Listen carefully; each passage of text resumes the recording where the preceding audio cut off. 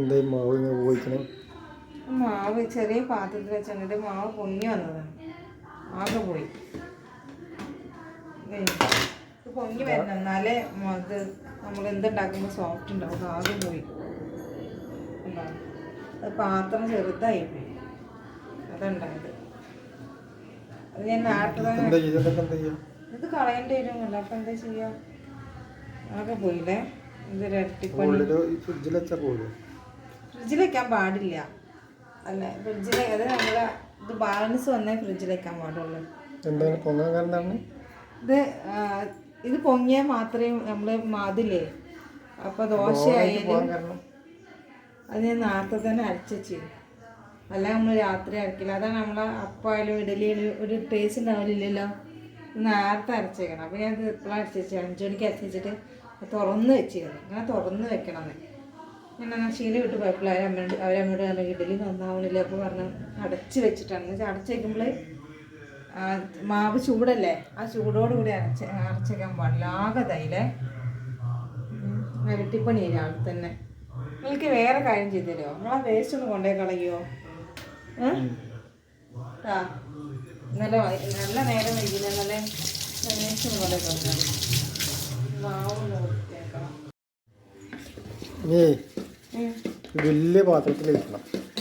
പക്ഷെ ഇങ്ങോട്ട് നോക്കി ഇളക്കി വന്നപ്പോ നോക്ക്, അതന്നെ വലിയ പാത്രത്തിൽ വെച്ച ആ സാധനം കൂടെ കിട്ടൂലേ. കുറേ പോയി. ഭയങ്കര കൊതുകിൻ്റെ ഒരു ശല്യം. നിങ്ങളാ കൊതുകുതിരി പുറത്ത് കത്തിച്ചേക്കണം കേട്ടാ. നല്ല നേരം വൈകി. ഉണ്ണേട്ടാ, ഇഡലി സോഫ്റ്റ് ഉണ്ടാ? ഇപ്പം നാളത്തെ പോലെ അല്ലല്ലോ അത്.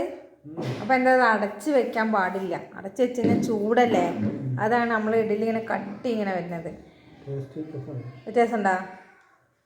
അത് ശ്രീകുട്ടിയിൽ അരച്ചിരുന്നത് ഇവിടെ അത് അരച്ച അപ്പടി തന്നെ അടച്ച് വെച്ചിട്ട് അതിൻ്റെ ഉള്ളിൽ കിടന്ന് വിങ്ങൽ. ചൂടല്ലേ, ചൂട് പോകാനുള്ളൊരു സ്പേസ് കൊടുക്കാതെ, ചൂട് പോകാനുള്ളേ സ്പേസ് കൊടുക്കണില്ലല്ലോ ആ മേലെന്നാണ്.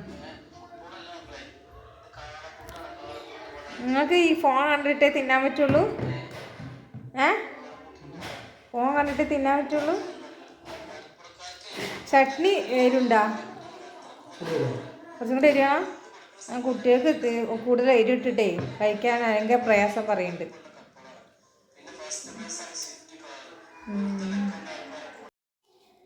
രാവിലെ എന്താ മാവിന് പറ്റിയേ? രാവിലെ എന്താ മാവിന് പറ്റിയത്? പോയി കിടക്കല്ലേ. ഞാൻ ശ്രദ്ധിച്ചില്ല. ഈ അരയ്ക്കുമ്പോൾ അത് വേഗം മാവ് അരച്ചതിന് ശേഷം അടച്ച് വെക്കലല്ലേ ചെയ്യല്. അതെന്താ ചൂട് പോണില്ലല്ലോ മാവിന്. അതാണ് നമ്മൾ ഇഡലി അല്ലെങ്കിൽ ദോശ ഉണ്ടാക്കുമ്പോൾ കട്ടിയല്ല, ഒരു സോഫ്റ്റ് ഇല്ലല്ലോ. അപ്പോൾ അശ്വതീൻ്റെ അമ്മല്ലേ എന്നോട് പറഞ്ഞു അത് അങ്ങനെയല്ല ചെയ്യേണ്ടത്, കുറച്ച് ഒരു 2 മണിക്കൂർ അങ്ങനെ തുറന്ന് വെക്കണം.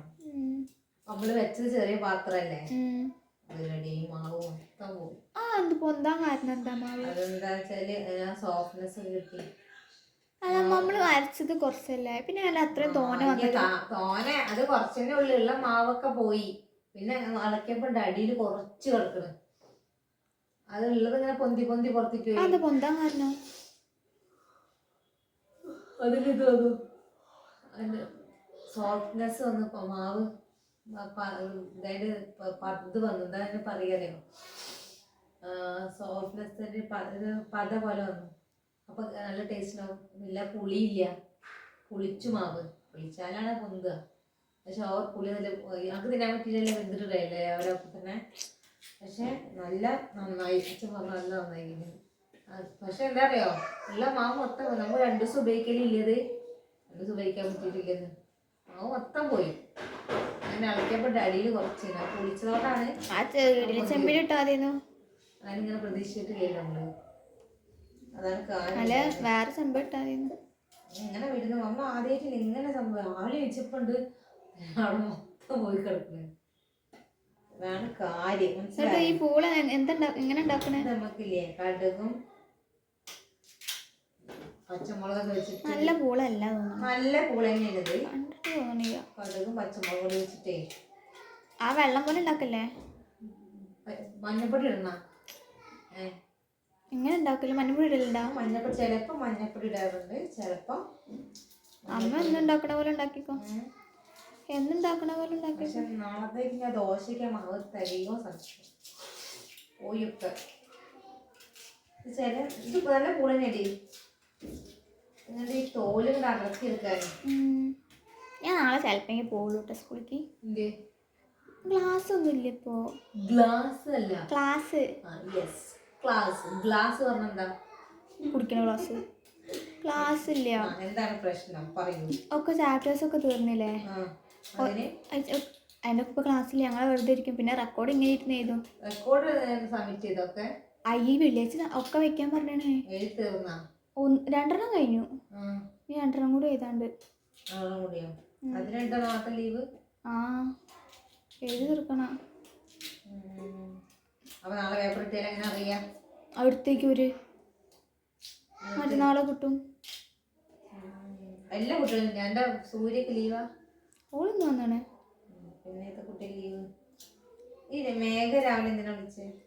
ഓള് വരുന്നുണ്ടോ ചോദിക്കാന്. ഓള് ലീവാ? ഓള് വന്നേന്നു.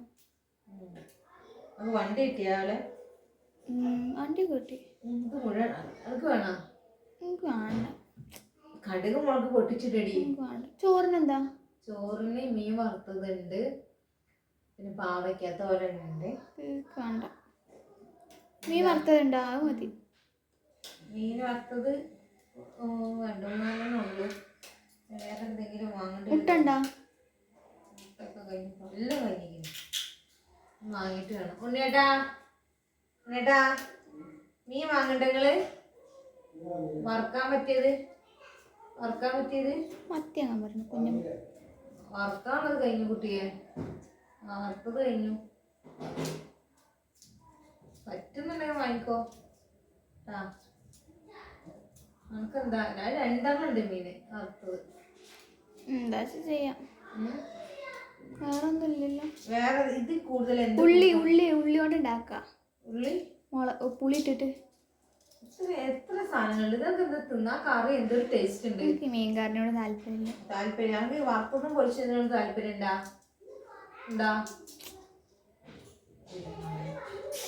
ഒരു കാര്യം. ഉണ്ണിയുടെ വേഗം വന്നല്ലേ ചായ ചൂടാറും.